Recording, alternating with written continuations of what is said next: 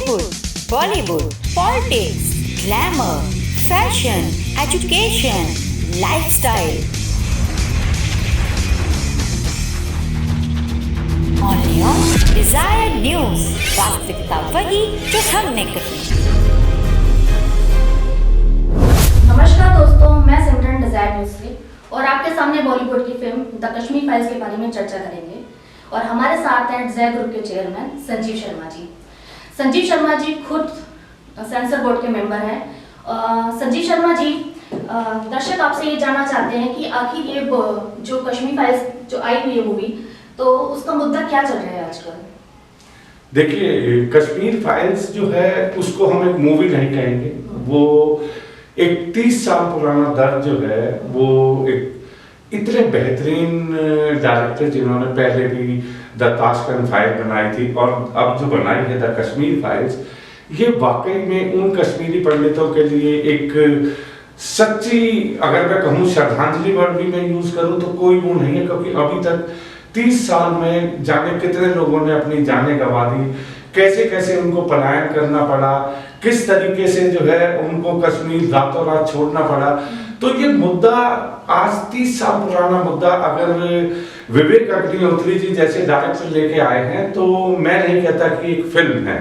Film वो होती है कि जिसमें कुछ चीजें आपकी हम सच्ची दिखाते हैं, कुछ चीजें हम अपनी तरफ से उसमें ऐड कर देते हैं, क्योंकि जो दर्शकों को पसंद आता है, दर्शक बॉलीवुड उन्हीं फिल्मों को बनाता है। लेकिन ये इस फिल्म को फिल्म कहना, एक हमारे जो कश्मीरी पंडित हैं, हमारे जो अपने खुद के भाई हैं जिन्होंने कश्मीर को छोड़ा, उनके लिए ये सही वर्ड नहीं होगा कि ये फिल्म है। ये फिल्म नहीं है, ये दिलों के टच करने वाली एक ऐसी मूवी है कि जिसको आज शायद 30 साल के बाद दोबारा से एक लोगों को जानने का मौका मिला है कि एक्चुअल में उस भयानक दौर में ये हुआ क्या।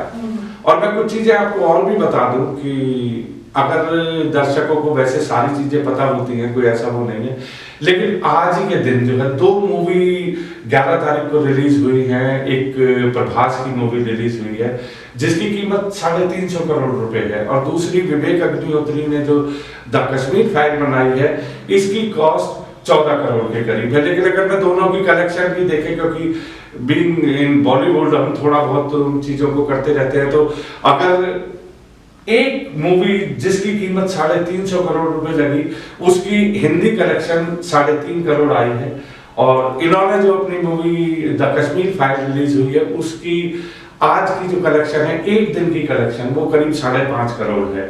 तो इसका मतलब दर्शक जो है उसको फिल्म को देख के इतना दिल से लगा रहे हैं। और उसके साथ साथ मैं आपको एक बात और भी बता दूं कि हरियाणा सरकार के जो चीफ मिनिस्टर हैं मिस्टर खट्टर, उन्होंने भी एक ट्वीट किया है कि हरियाणा के अंदर इस मूवी को टैक्स फ्री किया जा रहा है। तो टैक्स फ्री का मतलब ये है कि लोग इसको बेहतरीन तरीके से अपना समय निकाल के देखें। देखिए, कभी भी कोई जो इतिहास है, इतिहास के साथ तोड़ मरोड़ तो की जा सकती है, लेकिन जैसा रिव्यू आ रहा है कि विवेक अग्निहोत्री जैसे डायरेक्टर ने जो फिल्म बनाई है द कश्मीर फाइल, ये अपने आप में एक ऐसी चीज है कि जो जिस पे बीतती है सिर्फ वो ही जानता है। अगर मैं गलत नहीं हूं और मैं पिछले दौर में अगर जाऊं, तो मुझे अनुपम खेर जी की कई चीजें याद आती हैं कि अनुपम खेर अपने आप में बॉलीवुड के एक बेहतरीन एक्टर हैं। अगर सारांश से लेके जितने भी उन्होंने रोल किए हैं, चाहे वो नेगेटिव किया चाहे पॉजिटिव किया, हर रोल में उस आदमी ने जो एक टैलेंट दिखाया है, वो वाकई काबिल तारीफ है। उसमें कोई आदमी, किसी को भी आज डाउट नहीं होना चाहिए। इस मूवी के अंदर भी जो उनका रोल है, वो एक ऐसा रोल है कि जिसमें दर्द झलकता है। अगर उनका मैं देखूं तो उनके मामा जी थे, उनके मामा जी कश्मीर के अंदर ही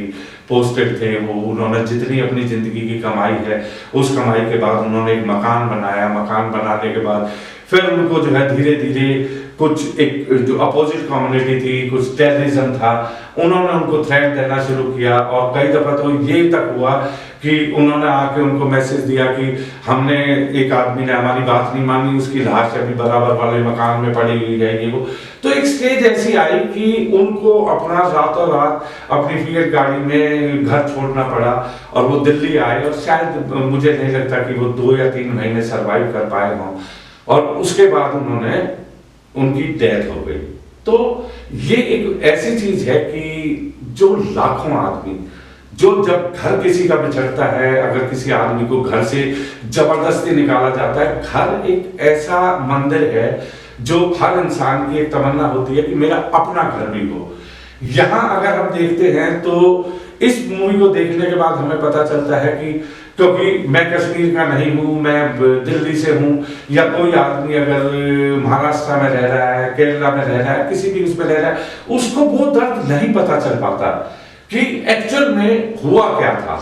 और आज 30 साल के बाद विवेक अग्निहोत्री जैसे बड़े डायरेक्टर ने इतनी अच्छी मूवी को पर्दे पे उतारा है कि उसको, मुझे लगता है कि लोगों की भावनाओं को उन्होंने दोबारा से जगा दिया है।